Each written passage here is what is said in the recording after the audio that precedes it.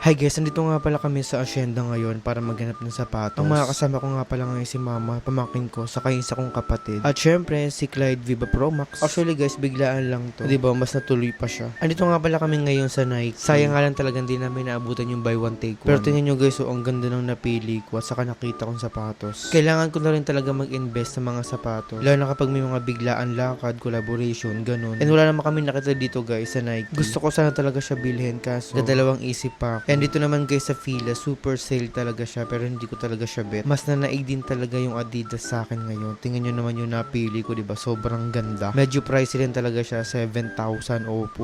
Pero ang good news guys, buy one take one yan. Kaya naman talaga pinili ko kagad yan. Kasi kapag bibili ka dito sa Adidas, kung ano yung mas mahal na bibilin mo, ang pipili mo naman na isa yung mas mababang presyo. Kaya puntahan nyo nito guys yung outlet sa Hacienda. Baka maabutan nyo pa yung mga buy one take one dito. Nakihati lang ako sa kapatid kong isa. Kaya yung 7,000 ko, naging 3,500 na lang, diba? Super laki talaga ng discount. Kaya yung tapos sa kami mamili guys, ayun, naglakad-lakad muna kami dito guys sa Hacienda kasi naisipan namin magbula lumamaya sa Tagaytay. Grabe, hindi namin expect na sobrang daming tao dito ngayon as in. Tapos meron kami dito guys nagka-trending sa TikTok. Yung kapag bumili ka ng tatlo, 1,000 lang siya. Pero syempre guys, mamimili ka dyan ng maganda. Nag-ikot-ikot lang kami dito guys, baka makahanap kami ng maganda. Pero wala talaga kami nahanap, opo. At fast forward na ayan, nandito kami guys sa Ukay-Ukay sa Tagaytay. Grabe, super lamig dito. Yung tipong super lakas ng hangin, ang lamig pa. Kung gusto nyo ito mapuntahan guys, ayan, sa second floor lang to. Marami din kayong pagpipilian dito, saka mga bago siya. Pero syempre, expected nyo na kapag bago siya, medyo mahal siya ng konti. Pero ang kinagandahan dito guys, super bago ng mga damit nila. Saka hindi siya crowded ng malala. As in, sakto lang talaga yung mga tao dito. Kaya makakaikot ka at makakapili ka ng maayos. Tingnan mo tong isa nakahanap na kagad ng magandang damit.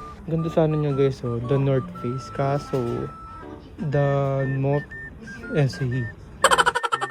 Tingnan nyo, ako yung nagaya ng ukay-ukay, sila yung nakabili. Nahihirapan kasi ako maghanap ng mga damit. Dahil may pupuntahan kasi kaming Christmas party. Blue and white yung team, Diyos ko. Kaya naman guys, ayan, tapos na kami mag-ukay-ukay. Pupunta na kami sa Bulaluhan. Pupunta kami sa Capital, Bulaluhan. Dahil sobrang worth it din kasi dun guys. Saka maganda pa yung view na makikita mo. Sayang nga lang talaga hindi namin naabutan yung bazaar dito. Sa tapat ng Sky Ranch kasi every weekends lang sila. Then malapit lang naman to guys yung Bulalo Capital. Try nyo dito guys pumunta. Super ganda ng view dito. At saka sobrang mura ng mga pagkain dito. Pero kailangan nyo kumain dito guys kasi kapag view lang yung pupuntahan nyo, 500 pesos yung parking. Oo, tama yung narinig nyo, 500 pesos yung parking kapag hindi kayo kumain dito. And hindi rin kayo mahihirapan dito guys sa upuan kapag kumain kayo ng bulalo dito dahil super haba ng kainan nila. Pero syempre mas maganda sa unahan para madali kayo makita. Saka tingnan nyo yung mga design guys, Transformers. Pwede rin kayo dito mag-picture pang IG siya. Kaya naman yung nakahanap na kami ng upuan guys yan, kagad nag-order kami ng bulalo. Yung in-order namin dito guys, 2 to 4 packs na siya pero super dami talagang laman. Umorder din kami ng sisig guys, super sarap din, lalo na yung mayonnaise nila. Yung usapang serving naman nila guys, super bilis lang talaga, hindi ka maghihintay ng matagal. Yung bulalo pala na kinuha namin guys, meron siyang luya, super sarap pala nito. At saka meron din siyang kalabasa. Pero sa gulay lang talaga siya nagkakatalo, pero yung presyo, parang mga 50 pesos lang ata yung agwat niya. Kaya naman yung tapos na kami kumain guys, ayan, diba, tingnan nyo, super lamig talaga sa sobrang lakas ng hangin. At pauwi na rin kami nito guys.